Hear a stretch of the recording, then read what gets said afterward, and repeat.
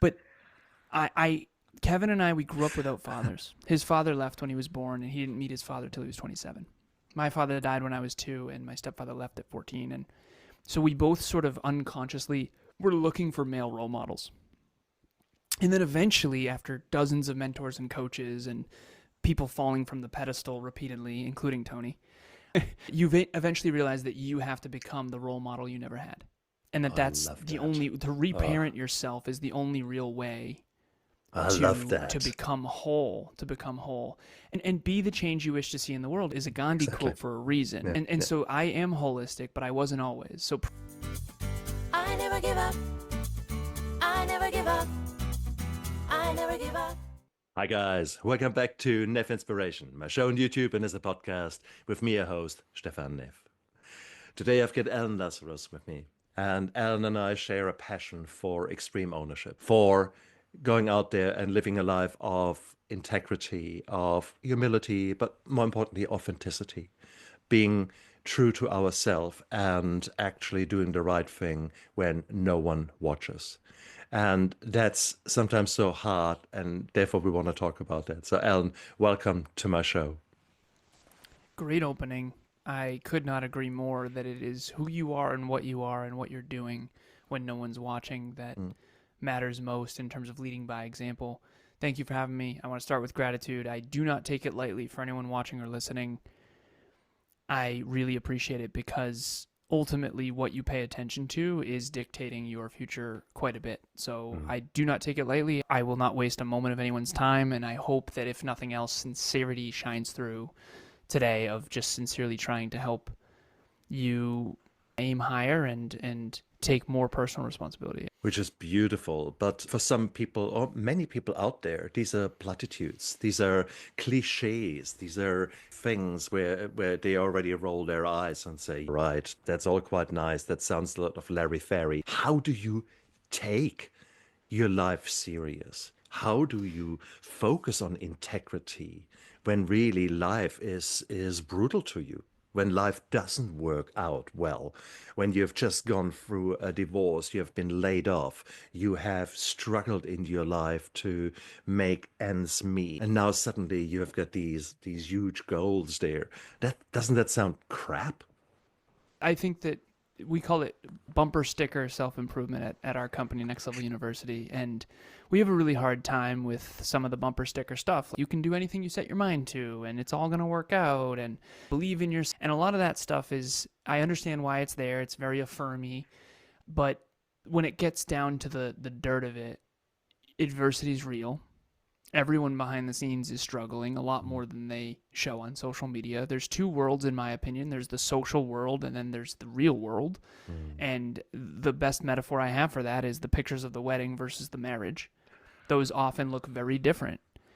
And I think that in the real world, that's what ultimately matters. And so I fell for the social world when I was younger, and I was definitely an achiever, and I was building wealth, and I rose in corporate, and all that stuff. And then I got in a car accident that got me to realize that facing mortality got me to see that the real world and inner fulfillment is ultimately what matters, who you are and what you are when no one's watching. And so it all starts, though, with self-efficacy or self-belief. The research shows self-efficacy, but I call it self-belief. And if you don't have high self-belief subconsciously and unconsciously, adversity will just be adversity. Because people say, well, adversity is your advantage, and only if you have a high level of self-belief. Some people, adversity strikes and they aim higher, work harder, and get smarter. And that was me, fortunately, most of the time, not all the time. And some people, adversity strikes and they crawl into a bottle or they insert vice here, drugs, whatever. And I dabbled in that too. But what I've come to understand from coaching so many people over the years is that behind the scenes is always different than the front of the scenes to some extent. And what really matters behind the scenes is self-belief and self-worth and your ability to take adversity and let it drive you to become a better version of yourself. Well, beautiful words. Having said that, we have got between 60 and 80,000 thoughts a day. Now, 80% of them are negative. And for so many people out there, they are driven by the imposter syndrome. They are driven by the negative voices in their head. They would talk constantly, subconsciously to themselves in ways that they would never talk to anyone else, which is the reality. But that's often subconscious. So how do you address that? We are set up to fail 80,000, well, let's make it 50,000 times a day, by keeping the 80% negativity in mind. So 50,000 negative words, bloody hell, that's a lot of negativity. Yes, it is. So there's a book called Cleaning Up Your Mental Mess by Dr. Caroline Leaf, and it talks about this a lot. But ultimately, I think everyone has a record playing.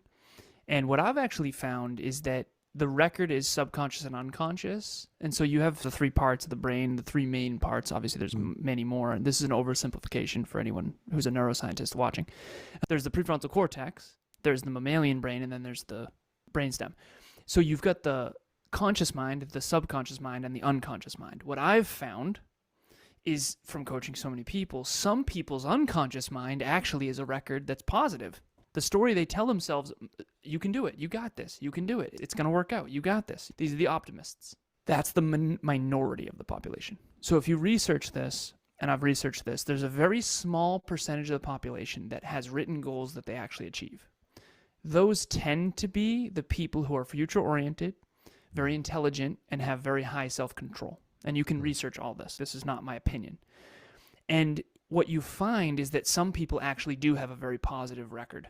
I have a very positive record. And anyone who's watching this, a lot of times people think I'm very arrogant, and I know why that is, and it's because I have a very, very positive record playing.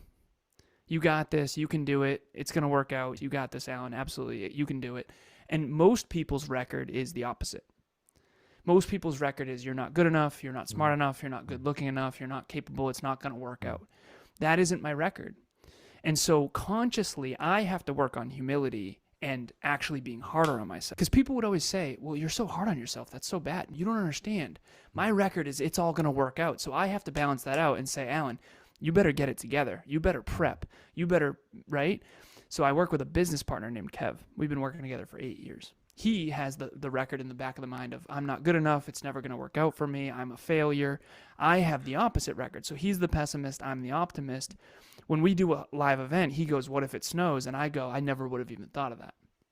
So he's the productive paranoia, and I'm the optimist who really believes in possibilities. What we've found is that I am less accurate than him in predicting outcomes, but because we always do it because I have that sort of self-belief, we end up farther along because you learn more lessons, you try more things. And you talked about you and I offline, we talked about massive action. So here's the deal. There's a small percentage of the population that actually does have a lot of positive thoughts. And if anything, they need to be more hard on themselves, seriously. However, the majority of the population, it's mostly negative, and they have to really work on their self-talk and catch themselves being negative and try really hard to get some affirmative, motivational content that can really help them rewire that sort of narrative. Beautiful. I love that. And indeed, I struggle to find anyone with that positivity in recent months or years who has crossed my path.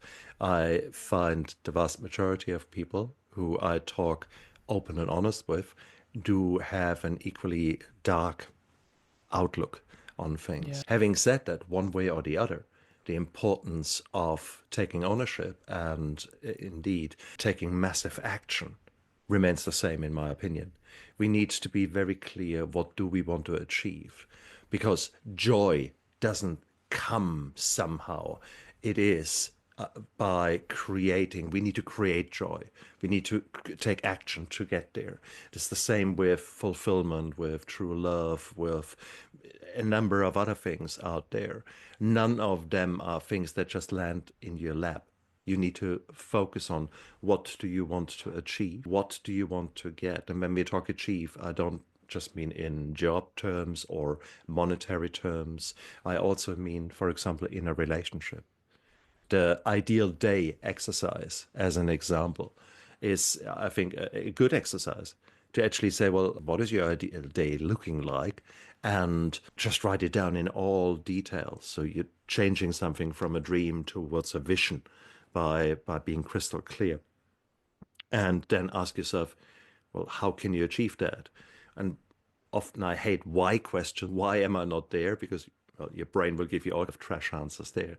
But how can we achieve that? I think is so much more beneficial. So I think many people are not even there. They're not even thinking about the goals and thinking about the pillars of life. Well, I think the existentialism question comes up of, do you consider yourself an existentialist? It's obvious that I consider myself one. What is an existentialist? If you look this up, it's just someone who contemplates life. A lot of people talk about the weather, or they talk about, I'll never forget this. I was at Thanksgiving, and someone at the table, it was a wonderful little get together, and someone at the table said, "Oh my God, did you see Cher's hair at the Thanksgiving parade?" And inside, I said to myself, I can't even imagine caring about Cher's hair. Because and I'm not trying to be unkind, but in my honest opinion, and this, I need to be courageous enough to say this, you can't build a bigger, better, brighter future if your circle of concern is on Cher's hair. And you can look at the metaphysics of that too, realize that your circle of concern is dictating what you say, think, do, feel, and believe. And what you say, do, feel, and believe is dictating your future. When you study manifestation, and not in the sense that people think of it, just think positive thoughts and good things will happen, but from a scientific perspective of achievement, the science of achievement, number one, the things we want to achieve are often a byproduct of something way deeper or way larger. So I'm very grateful to be healthy, wealthy, and in love. And that's relative. Wealth is relative, health is relative, in love is relative. It's a mountain that gets higher as you climb it. It's not because that was my goal. Those are byproducts of a mission that's bigger. So my company is Next Level University, and we are here to help people reach their potential. And I do three things. I coach, I train, and I podcast. And I have goals and metrics and habits and priorities in alignment with that mission to build the most positively impactful self-improvement company in history. It's a true north that we never actually reach. It's an infinite game. And becoming healthier, wealthier, and more in love is actually a byproduct of that mission. But here's the problem. Going back to what I said at top, if you don't have unconscious self-belief, you're not going to aim high. And if you don't aim high, you don't have to face huge challenges that teach you. So the higher your self-belief is, the higher you'll set goals. The higher your goals are, the more adversity you'll have to face. There's two types of adversity. There's the adversity that happens to you. I had a lot of that growing up. Father passed away, stepdad left, a lot of it. But the second kind of adversity is the adversity that comes as a byproduct of having high self-belief and setting massive goals. And so I chose both unconsciously. I didn't know that I was doing this. But because I had so much adversity in my childhood and because I had such clear goals, I always found a way to achieve them, which built unconscious self-belief. So self-belief is a formula. It's state, prove, self-assign. State you're going to do something, prove to yourself you can do it, and then once you do, you have to self-assign it. But most of us are doing that unconsciously. And so if you can start building self-belief, I'm going to go to the gym tomorrow, you keep the promise to yourself, and then you self-assign it once you go, that's building unconscious belief. What else can I do? And then that thought record starts to shift toward a more positive orientation, and now it's you aim higher. And then eventually you become someone who appears wildly arrogant and has no friends. I hear exactly what you're saying there, because the moment you actually put your head above the parapet, you become a target. And they say a good leader is recognized by the amount of arrows in his back. So I think there is that. Did you ever have an imposter syndrome? Do you ever feel, oh no, I will never do that? Because you're talking so positive about your mindset in its own right. Do you still think, oh my God, who am I to go out there? No, but I'm grateful we had this conversation, because yes and no. I'll explain. So I believe there's two worlds that we all have to sort of live in. There's the social world and the real world. I mentioned it earlier. What I found out is there's two types of competence, and there's two types of courage, and there's two types of these things. I have very high competence in the real world. So my ability to set a goal and then achieve it, I feel very competent and confident in. Where I don't feel confident is the social world. Relationships don't come easy to me. I have to dial down who I am, try to fit in. Like Cher's hair, I could give a F. I don't care. I couldn't even pretend to care. I tried for a long time. That's why I had a drinking problem. But the point is I have imposter syndrome in the social world. I don't have imposter syndrome in my achievement orientation. And most people are the opposite, statistically speaking. So statistically speaking, most people don't believe in themselves deep down, but they think they do. I feel kind of the opposite, and I'll use someone else as an example because I don't want to talk about myself here. Christina is my chief operations officer. She's the opposite. In the social world, she's very mousy. You wouldn't think anything of her. She's kind of a coward, to be honest, socially. But behind the scenes, she's an absolute badass. She's competent as hell. She's smart. She's capable. She's hardworking. She's amazing. So she thinks she doesn't believe in herself that much. Deep down, she believes in herself a lot. And then you have these other people who think they believe in themselves so much, but they never take action. Because deep down, they actually don't believe in themselves. And so some people feel like they belong in the social world because they're very statistically relatable. So if you don't believe in yourself, you're more relatable than me. Because most people don't.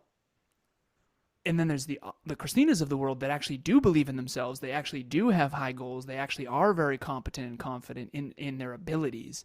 And they are actually socially sort of ostracized. And then there's very few people who can be both. And I'm learning how to be both. But for me, I was always imposter at the barbecue, but I never felt like an imposter in achievement. It's beautiful. Let me play devil's advocate.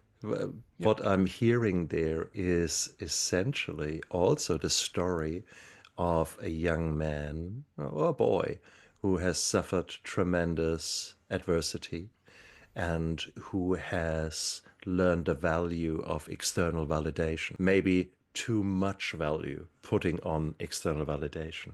I see the beautiful wall of achievements behind you, which is defining you, which is giving you strength and power, and there's nothing wrong with that. But at the moment, if adversity was to hit again and take all these achievements away, who is left? Is there an Alan Lazaros left that is not living on these achievements? If you could achieve no longer in this field, what was to happen? Well, so I started doing therapy in my 30s, and I do appreciate the question. I think that I started out as this sort of type A, super achiever, prove myself guy. You know that, right? And I think you did too, probably, most likely. Exactly. Stepdad left, father passed away, tough upbringing. I'm going to make it and try to build wealth for my family. For me, there was no trust fund. There was no generational wealth. There was no family. I kind of lost 3 families by the time I was 14. That's a whole story. And I definitely had that sort of prove my value thing. And then I got in a car accident when I was 26 years old. I'm 36 now. This was 10 years ago. And I sort of reevaluated my achievement orientation. And I started focusing on self-improvement, personal development, and the inner work a lot more. I actually went broke too, by the way. I had 84 grand worth of debt paid off. I had $150,000 in a Vanguard account. I was building wealth and tech companies and corporate ladder and all that. And that was all great. But when I got in the car accident, I flipped the script and I focused on the inner game instead of the external world. And I actually went past broke doing that, so be careful. But now I'm in a place where I'm both focused on external achievement and internal fulfillment. And I think that's really hard to do. And I actually help people do that now. I have 27 clients that I coach, business owners. And my job, some people come to me and they are not successful and they want to be more successful and they already found their passion and their purpose, and I need to help them build a business out of that. But some people come to me that are already multimillionaires. They're already very successful, but their business is not aligned with who they are anymore. Maybe it was never aligned with who they ever were. And so all of us have to merge these two worlds, the social world and the real world, the outer world and the inner world. And for me, after 26, I started to really merge my inner and outer world. And so you could take all these achievements away, and the man that I've become in pursuit of those achievements would not go anywhere. And ultimately, that's the real hero's journey, which is you start out as a victim, and then you find the villain inside yourself, which is your ego, and then you fight against that, and you become the hero of your own story, and then eventually you become the guide when you realize that it was never about achievement. And some people, it takes them forever to do that. Some people, it happens in 36 years. But ultimately, life is a mountain that gets higher as you climb it, but you better be climbing. Because if you don't climb, you become weak. You become physically, mentally, emotionally, and spiritually weak. And strength and honor and courage and virtue and intelligence and love, these are things that have to be fought for. Mm-hmm. And so in my 30s, I started doing therapy, and I started realizing that who I am is so much bigger than these achievements. However, I still need to achieve things because I'm a business coach and I look 15. So I need some awards in the background. No, 100% agreed, mate. And that was a perfect answer because you were focusing on taking action. And I think that is so often something that people do not do. They read all kinds of self-help books, guilty as charged. I did that in the past. There were not many self-help books that I didn't have on my shelf. Some of them I read even. My goodness. And did I take action? No, I didn't do that. My wife, the same. At one stage, we became members of Tony Robbins movement, and she basically did all the courses of Tony Robbins. You name it, she did it. Did she take action? No.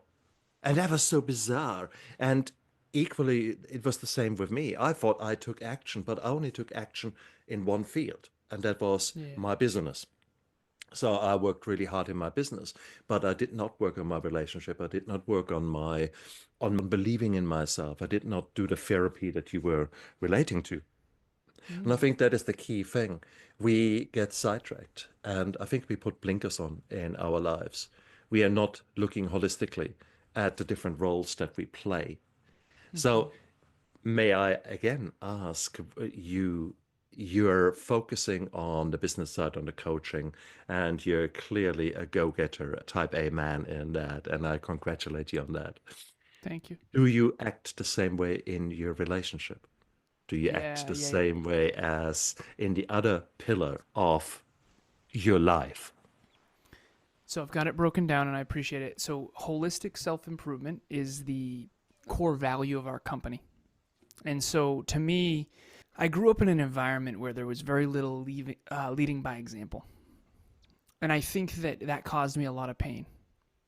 There was no self-improvement to be found, and that's an understatement. And there was very little lead by example. I was taught to aim high and you'll have choices and that education matters, but no one was leading by example. And no one. Whoa. But anyways, obviously still working through some of that. But Kevin and I, we grew up without fathers. His father left when he was born, and he didn't meet his father till he was 27. My father died when I was 2, and my stepfather left at 14. And so we both sort of unconsciously were looking for male role models. And then eventually, after dozens of mentors and coaches and people falling from the pedestal repeatedly, including Tony, you eventually realize that you have to become the role model you never had. And that's the only, to reparent yourself is the only real way to become whole, and be the change you wish to see in the world is a Gandhi quote for a reason. And so I am holistic, but I wasn't always. So pre-26, pre-car accident, I was an achiever, and I was very successful financially, and I was climbing corporate quickly, and I was a computer engineer with a master's in business, headed to being a Fortune 50 CEO like my hero, Steve Jobs. That was my dream and hero at the time.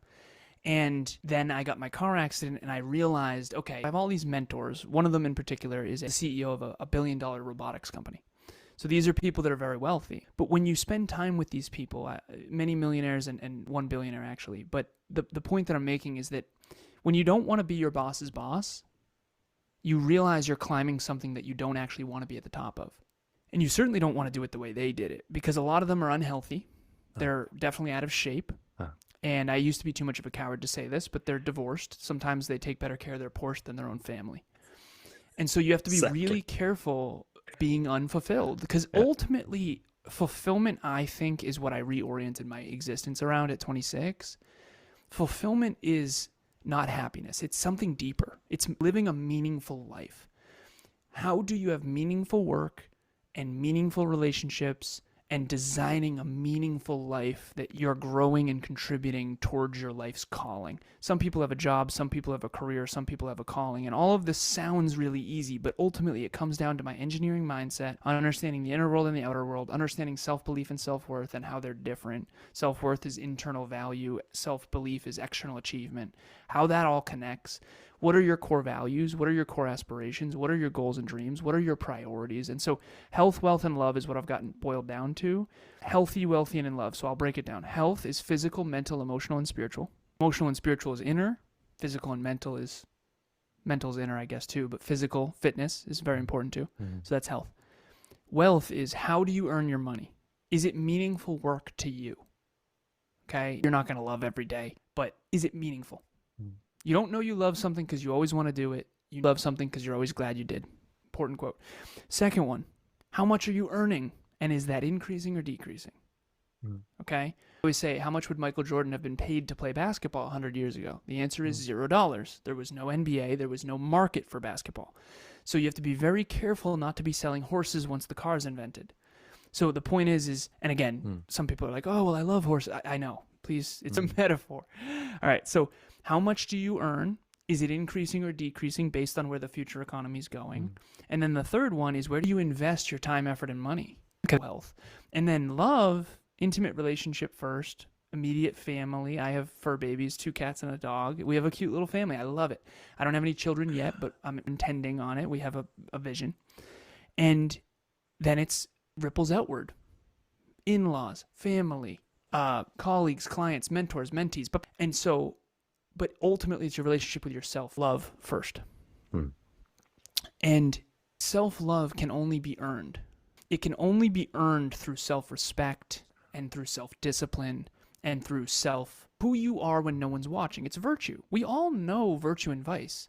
It doesn't matter what religion, what culture, what background, what country. There's 195 countries. There's 8 billion people on the planet, 5.85 billion on the internet. It doesn't matter where you're from. Virtue is virtue.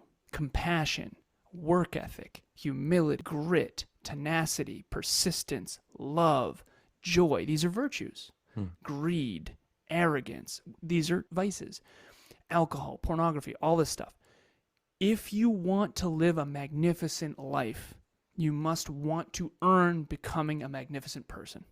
And that takes work every single goddamn day.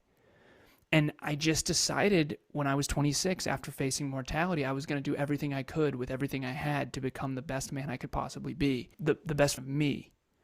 And it started out like you did with self-improvement of, okay, well, maybe, so here's me and here's what I want to change about myself. So let me try to achieve this and let me try to change. And then you eventually mature and realize, I'm not going to be able to change this. This is who I am. So you have to uncover your essence and then grow from that place.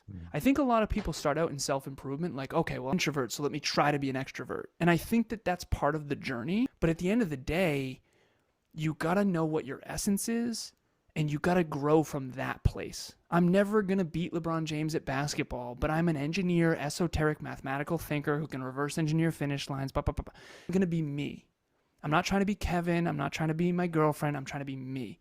And she needs to try to be her. And so the best version of yourself through these principles of self-improvement can be powerful. But I think all of us from the social world, we want to be, oh, I wish I was more jacked, or I wish I was taller, or I wish I was smaller.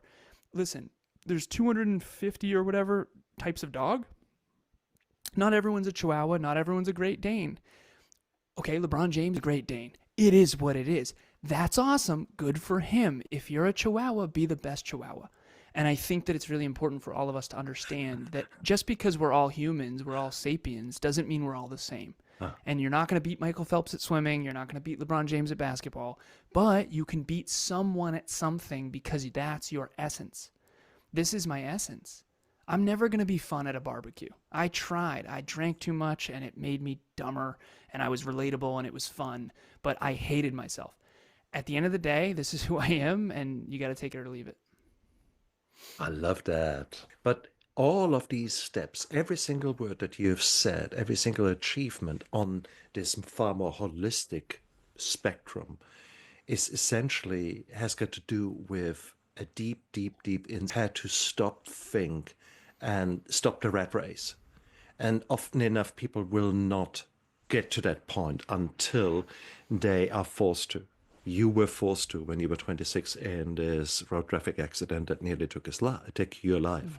And for those people who have not yet had this wake-up call, what would you recommend them to do? They are in their rut. They are not happy. They are so much outside of their comfort zone that it hurts, but they are not yet enough outside of the comfort zone to stop and think and feel and take action. What can those people do? Apart from you going out there and hurting them more so that they're getting out there into to the point where they have to take action. I've gotten this question so many times because I've been for mentoring for 10 years, coaching for 8, and it's been thousands and thousands of hours. I have a 10,000 hour tracker that I'm actually surpassed 10,000 of coaching, training, and podcasting. And I don't say that to brag. I say that so people know I'm not just talking. Okay? Thousands of with individuals in the real world pulling back the curtain behind the scenes. Right? What I figured out, because I've gotten that question a lot, it's like, well, I manufacture a car accident, Alan, so how am I supposed to have this life-changing? I said, listen, I don't want you to do that. That would be dumb. Okay? I'm lucky to be here. However, you can face mortality in advance. You can. We've all been to a funeral, and if you haven't yet, you're very blessed. We've all, the death of a pet or a loved one, you have to contemplate mortality. You have to. It is a place we're all headed, and if you don't contemplate mortality, you're going to have a really hard time creating a meaningful life because you're going to live under the delusion that this is forever. And if you live under the delusion that life is forever, there's nothing to lose. And human beings are wired not to lose. You can study the cognitive biases, loss aversion. We are all playing not to lose. Some of us are playing not to lose perception. Some of us are playing not to lose people. That was me. Relationships. I'm always playing not to lose relationships. How'd that work out for me? Pretty good? Terrible. So we all need to learn how to play to win. After I faced mortality at 26, I was headed down it was not great. I reevaluated my decision-making paradigm. I reevaluated my core values. I reevaluated and uncovered who I really am versus my ego. And I decided what I wanted my life to be about. Rather than some wandering generality, high school friends and college friends and corporate friends, and I brought my high school friends to college and my college friends to corporate, I decided to be a meaningful specific. Is someone who's a Chihuahua who knows they're a Chihuahua, or a Great Dane who knows they're a Great Dane, and who owns it. They have the courage to own all of who they are, good, bad, or ugly. Some people are not naturally attractive, and they are afraid of it. They keep pretending to be attractive. Some people are naturally really good looking, and they're so afraid of it that they can't own it. Okay, Beyonce was attractive. Who owned it? That's just an example people might know.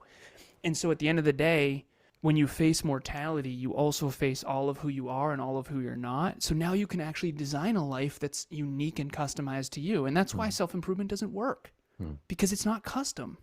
Trust me, I'm a podcaster, one to scale. I have 1.17 million listens in 175 countries as of today, tracking my metrics. I'm an engineer. I track every day. But podcasting is not as powerful as coaching because it's not customized to you. When I have to cast a wide net, I have to give you the whole spectrum, and then you have to decide where you fit in it. When I'm with a client, it's custom solutions, right? And life is very generic. It's, oh, work hard. And then this person's saying, make sure you get your rest. It's all depending on where you're at. If you're lazy, you need to work harder. If you're a workhorse, workaholic, you need to rest. No one is giving sound advice because everyone thinks they're right, and that inherently means everyone's wrong. Everything's a spectrum. Everything's custom based on your uniqueness, right? And it's all based on your goals and your context as well. It's based on what resources you have right now. If I ran into your bank account right now, every financial choice you make needs to re-optimize. What's a dumb decision for one person is a really smart decision for someone else. And then there's principles within that. And hopefully I didn't complexify that too much, but not at all. Yeah. That makes perfect sense. And I love the way you have answered the question. You're so right. There is, we all look for that magic bullet, those 2 tablets that undo 40 years of bad decisions. And it doesn't work like that. Nowhere in life does it work like that. Yet people keep buying lotto tickets to suddenly Yes. change, instead of thinking, well, how can I actually invest that money? Maybe invest it in me. My father has, throughout his whole working life, he bought a lotto ticket every Friday. And I did the math. Had he invested that even with a very moderate amount of income of interest, he would have down paid, not just down paid, completely paid for a beautiful house at that time. And that was over Yeah. 40 years of his living. He never more than maybe $1,000 here or there. And it's that kind of thing. We look for the quick fix, and that inevitably fails, in my experience. Yet Yeah. you are your small wins. You're emphasizing the taking action. And when we massive action, I immediately think Tony Robbins. And whilst of course he's right, most of us don't have that growth hormone spike that he has got. Okay, most of us sustain that. Let's be Yeah. quite real on that. And I think that's where so Yeah. many followers of Tony He's a Robbins Great that. Dane.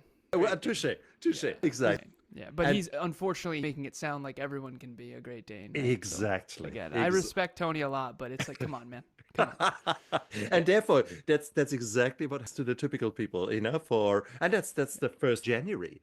Oh, all these resolutions. Yes, we're gonna do it. And then what happens? Yes, of Not course. everybody's going to be Michael Phelps, and I No, think it's important to understand that, right? indeed. There's But only one Olympic gold medal, right? And there's 8 billion people, and unfortunately, people like unintentionally make it sound like everyone can do that, and it's ooh, just dishonest, and it also devalues the people who can, right? So true, because you're creating a perception of I am a failure. When we focus on small wins each and every day, it's amazing what you can achieve. I mean, I swam the last 28 days. I swam 21 kilometers. To actually just say that I swim 21 kilometers in a month. Now, that's not so many people are out there who are doing that. So, and certainly not at the age of 58. So, for me, that is, wow, I did that. These are small wins, but I didn't swim 28 kilometers or 21 kilometers in a day. I swam maybe 2, 3 kilometers or 1 kilometer, but I was there consistently. And it was the consistency that built me up where I say, okay, wow. And it is a habit. Focusing on what is important to you right now. How can I become the best version of myself? And what are small but consistent steps that I can take? And you have created a system that suits for you, and we all can do that. Now, yes, of course, you can start from scratch and basically reinvent the wheel, or you can get yourself a mentor or a coach, someone who actually can assist you and works with you and guides you towards your next low-hanging fruit. I think that's always a good place to start, to figure out, okay, is it that for you right now? Where can you get a win so that you actually get some traction, that you actually feel, oh, wow, this is actually working. This is not just bullshit that someone has read in a book. What are the low-hanging yeah, fruit that you most often recommend people to do? low hanging fruit is tracking habits. Oh, If nice. you were to say, what's the one? So I started tracking habits 10 years ago Mm. after my car accident. And I had these little black notebooks. They're actually in the corner of my office. And I used to have a mechanical pencil that I would erase and then I would check and then I would check each day. And did I foam roll? Check. Back then I was into fitness model, fitness competitor, coach. I did 3 fitness shows and the discipline required for that was big. So who I became was what mattered. But ultimately, I would check off those habits every day. And now I use Google Sheets. All my team, 16-person team, I have 27 clients. We all track metrics and habits every single day. And that's why I knew the number of listens, by the way. That's one of my this is the system, and then I'll go to low-hanging fruit. So what I do with my clients is very simple. I'm an engineer. I have a math modality of thinking. And when it comes to the science of achievement, it's all mathematics. And it's an exponential curve. So if you think linearly, it's really unfortunate, and I hope that this lands for people. For anyone else who doesn't like math, please don't shut off to me right now, okay? If you might be in trouble, because the world and the universe works in exponentials. So COVID spread very rapidly. It was 2, 4, 8, 16, 32, 64, 128. It grew so why it was so scary. Well, that's how a lot of things work in life. And if you take $1 and you put it in a bank account, and you grow it by 0.1% per day, which is 0.1% per day. I actually have a post pinned on my Instagram for this. And I did it in a financial calculator, and anyone can go to any financial calculator and do this. And I have it all written out. So $1 growing at 0.1% per day for 365 days is $1.44. Doing it for 10 years, which is 3,650 days, it's $38, 38.4. 20 years, $1,474. Years, this is where it gets wild. $56,643. 40 years, $2.175 million. 50 years, $84 million. It's $83,543,000. The reason I'm saying this is because if I said you could get 38 times wealthier, you'd be like, no chance. But in 10 years, you can be 38 times wealthier by getting a tiny bit better each day. Sure. And that's how businesses do it. Apple 48 years ago. Google didn't exist 28 years ago. Look it up.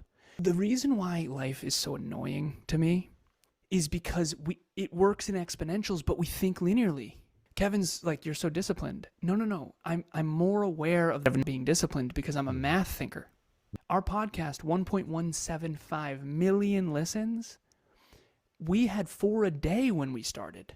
Nobody cared. Nobody even knew me. Everyone starts at the beginning, right? Imagine 4 listens a day. 1 full year into our podcast, a full year in, 52 episodes, an episode every week. We only had 1,079 listens. Now we get more than that every single day. But it's not us that's special. It's just a little bit better each day. So that's the low-hanging fruit. You have to have that mentality of exponentials. You can grow exponentially, but only if you focus on improvement. So you're an exponentially better swimmer than you were in the past if you're getting a little bit better at swimming each day. So one workout for 9 hours isn't going to do anything. But if you did a half hour for 18 days, which is still 9 hours, that can change your whole world if you create a new habit. There is no quick fix. There is no silver bullet. There is no overnight success except for people lying. Okay? But in the real world, there over time, little tiny iterations that really do compound. And eventually your worst day is better than your old best day. And that's just wild how that happens. I mean, if this episode was I'm so great, it's because I've done this thousands of times. And anyone can do that. Now, let me rephrase. I was naturally a pretty strong communicator. I'm also fairly gifted. I need to be clear about that. And I think mathematically. So no one else could do this exact interview the way I did. That's back to the essence. However, anyone could become a little bit of a better podcaster each day over time and improve over time. So no, not everyone's going to be Michael Phelps, but everyone can get better. And that I'm certain of. I love that. Absolutely love that. And that is the big difference to so many other people.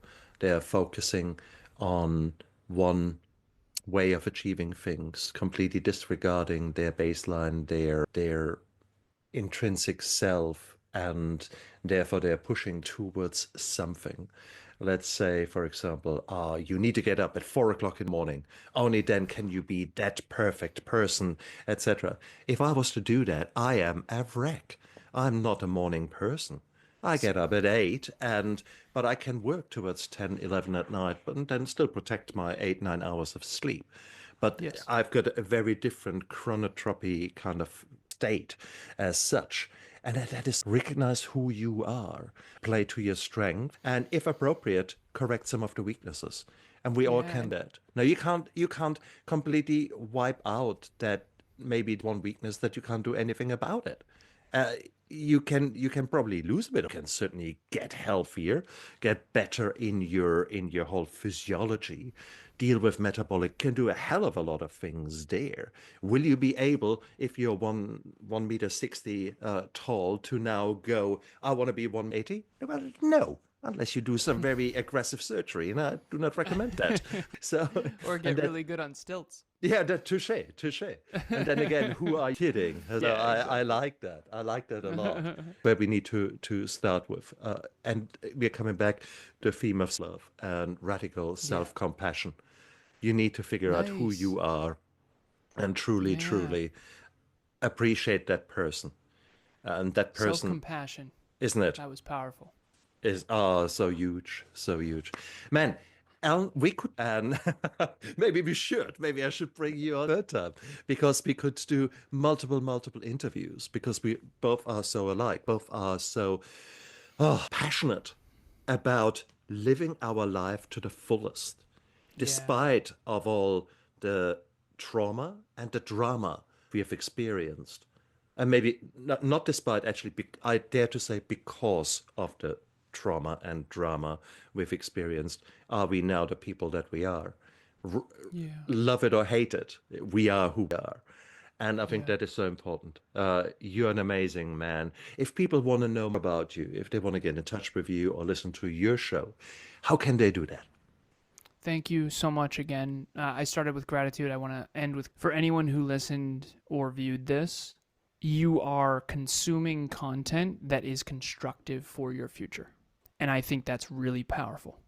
And I listen to constructive, inspirational, motivational, instructional, educational content every single day. Sometimes a little motivation. It'll be, a YouTube video compilation of Tom Brady talking about, getting better every day. And other times a book like Willpower talking about self-control and willpower and how it works and the science and neuroscience of that. So I'm just grateful that this work is being done in the world, because when I was a kid, I didn't have any of this, and I really, really needed it. And I actually think I was open-minded to it. There's that whole thing of when the student is ready, the teacher will appear. I'm convinced I was ready, and I'm convinced no one in my small town had this mentality. But I do take responsibility for not finding it. And YouTube and Audible and Spotify and podcasts, Apple Podcasts didn't exist when I was a kid. Certainly didn't exist when you were a kid. And I'm just grateful you're doing this work. So thank you for that. And thank you for anyone out there watching or listening. Please reach out. So if you do want to reach out, this is what I've started saying. If you are humble and sincere and grateful, and you have a desire to work and earn your way to success and fulfillment, you will love Next Level University. You'll love Kev. You'll love me. We're the tryhards, came from nothing, trying to build ourselves to a bigger, better, brighter future. If you have any level of arrogance or entitlement and you want big rewards for minimal effort, do not reach out under any circumstance. You're going to waste my time and Kevin's time, and we're done with that, because we're just not your people. We're not for everybody, right? And so if you do want to reach out, Instagram, LinkedIn, you can Google my name, you can chat GPT my name. All that will come up. We're on YouTube, on Apple Podcasts. We have a podcast called Next Level University, 1% improvement in your pocket from anywhere on the planet, completely free, every single day, 1% improvement per day, health, wealth, life, and love. And Kevin and I are on the microphone every single day. As a matter of fact, we're on the microphone in 18 minutes from now. Excellent. Al, thank you so much. I'm truly grateful this more than insightful discussion, because I love it how you actually put your engineering mind and your mathematical mind into the action mode and actually address some very abstract feelings such as love, self-worth, self-compassion.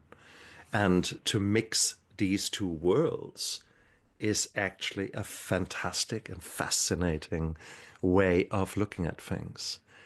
I need to go back to my spreadsheets. I start using them, and then I drift away, and I start using them again. And I think it only shows that I'm actually going after the wrong metrics. So I actually need to relook, what am I measuring, and is what I'm measuring actually meaningful? Are these truly smart goals, or is it actually something that is just, I don't know, doing something for the sake of doing something? So again, Yeah. there is so much what we can learn when we stop, feel, think, and reassess, and that's something that we need to do all the time.